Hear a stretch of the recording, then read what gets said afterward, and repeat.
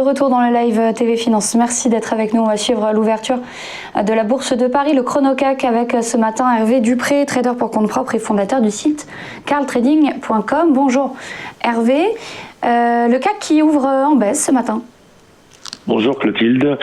Oui, effectivement, on ouvre en baisse, mais on ne touche aucun niveau stratégique. Vous voyez, je vous ai envoyé quelques graphiques.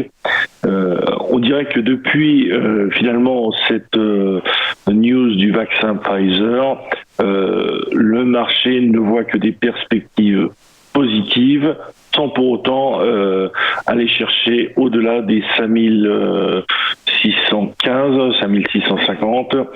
Donc, pour tout vous dire, c'est un marché qui est plutôt totalement inintéressant, en mode stand-by. L'ouverture de la première bougie d'hier n'apporte pas de réelle information quant à un trend à venir. Cependant, je note que les US, notamment le Dow Jones, ont marqué le pas légèrement au-dessus de 30 000 à 30 800. On revient challenger le support des 30 000. Pour l'instant, en overnight, ça n'a pas confirmé la baisse d'hier.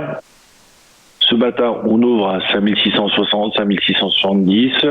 Dans la bougie d'hier, en termes de stratégie intraday, j'ai envie de dire que depuis cette perspective d'amélioration liée au vaccin annoncé par Pfizer, les intervenants sont dans l'attente de ce que cela va donner. Alors, on a pris connaissance qu'il y avait une mutation de la Covid.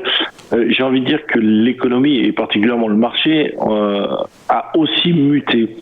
En termes de volatilité intraday, mis à part des mouvements épidermiques que je cite depuis à peu près 2 mois, il est extrêmement difficile d'avoir une visibilité de perspective intraday, voire hebdomadaire sur le marché.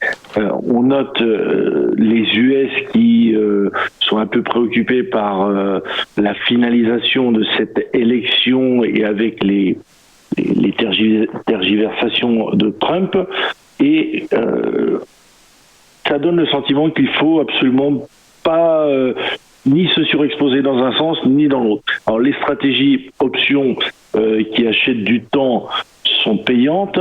En revanche, travailler le futur sur des mouvements très faibles en termes d'amplitude est extrêmement compliqué. Le plafond de verre de 2019 qui était 5600 tient toujours. On voit qu'une fois, 2 fois, 3 fois, ça fait 4 fois qu'on vient dessus. Pour l'instant, ça ne passe pas. Il manque un catalyseur au marché pour donner un second souffle à cette impulsion Pfizer. Pour l'instant, je reste plutôt à l'écart. On essaye de faire du delta edge positif sur des amplitudes faibles. D'une manière générale, il faut attendre un catalyseur. Est-ce qu'il va venir du côté de la Fed, du côté de la BCE, les news macro? On se pose toujours la question. Je dirais que le marché a apprécié tout ce qui pouvait être positif, la perspective d'une amélioration, et parallèlement à ça, on voit que les informations liées au Covid sont quand même pas très très positives, et le marché ne s'en inquiète pas pour autant. Il y a un moment donné, soit avec les résultats d'entreprise qui arriveront, soit avec la macro, les news macro, ça créera un décalage. On notera qu'il y a l'ISM cet après-midi, les PMI demain, et nous avons le NFP fin de semaine pour mesurer un petit peu la santé de l'économie américaine, comment tout ça se gère avec ces décès, il faut le dire, et ces contraintes.